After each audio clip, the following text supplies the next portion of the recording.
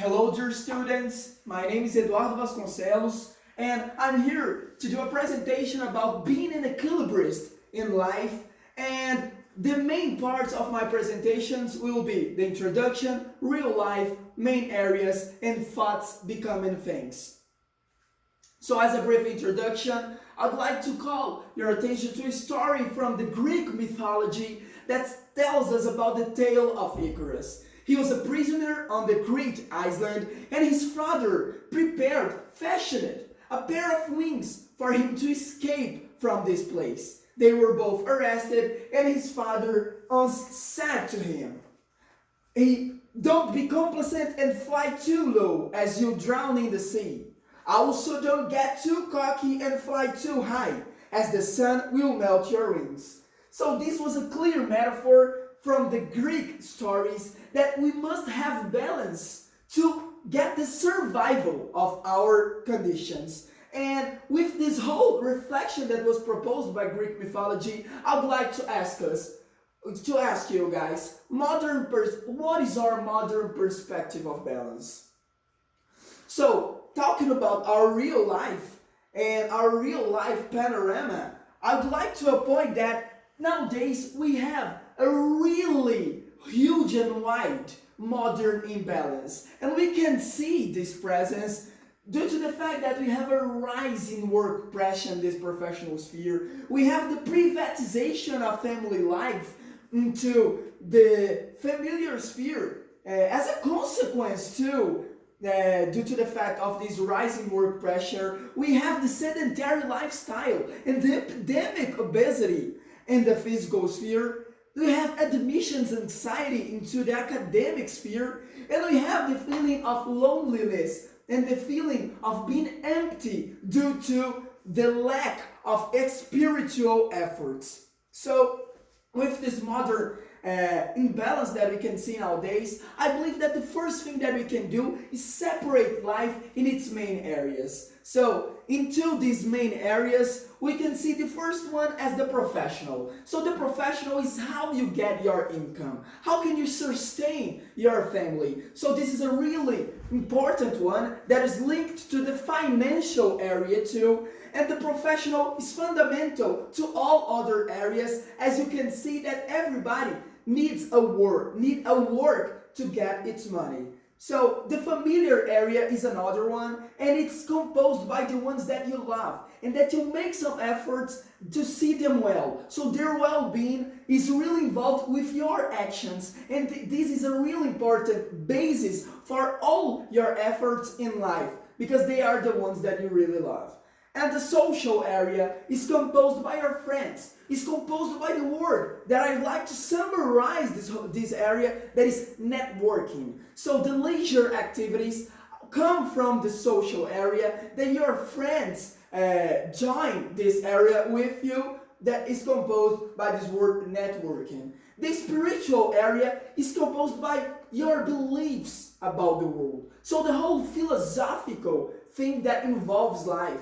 Your purpose here, what is your connection to the world, what is your connection to the other humans, comes into the spiritual reflection that is really important to our emotional health. And the physical one is related to diet, is related to sleeping, is related to exercising. And it comes into the problem that we have nowadays of sedentary lifestyle and obesity.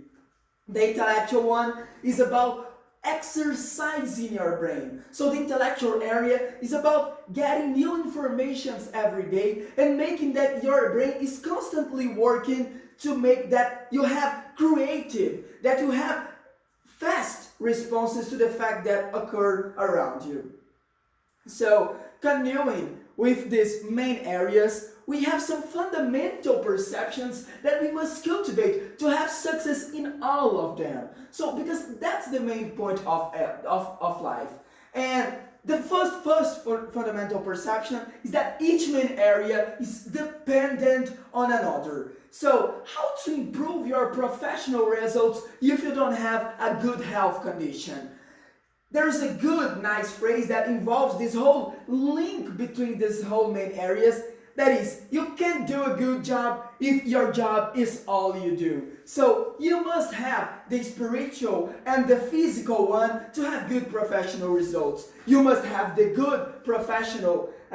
You must make big professional efforts to get your income to your familiar's area. So they're all linked and they're all important and dependent on another. And as a consequence from this first perception, we have that emotional wellness and emotional health comes with balanced development in these main areas. So if you balance your efforts into these whole main areas, the consequence, your emotional wellness, is that you're dealing with the main areas that you must deal in your whole life.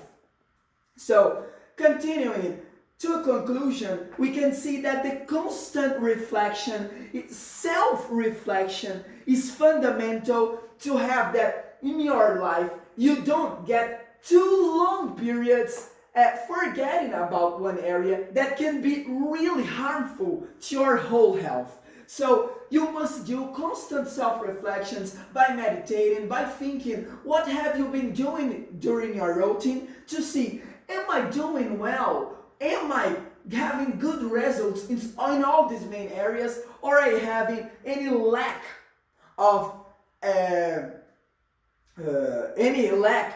development in one of these? So as a consequence of these fundamental perceptions, I'd like to point here that life is the art of being an equilibrist.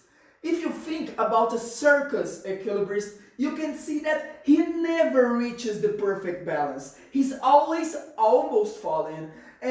But the main point here is that even if he sometimes is almost falling, and that during our lives, in some periods, we have to focus more on professional, sometimes we must focus more on academic, we must not forget that we cannot create bad habits for long periods. So with the constant reflection, we must see that extremes are easy. You strive for balance. So when you strive for balance, doing this constant self-reflection, you get the main development in different areas and you have the emotional wellness.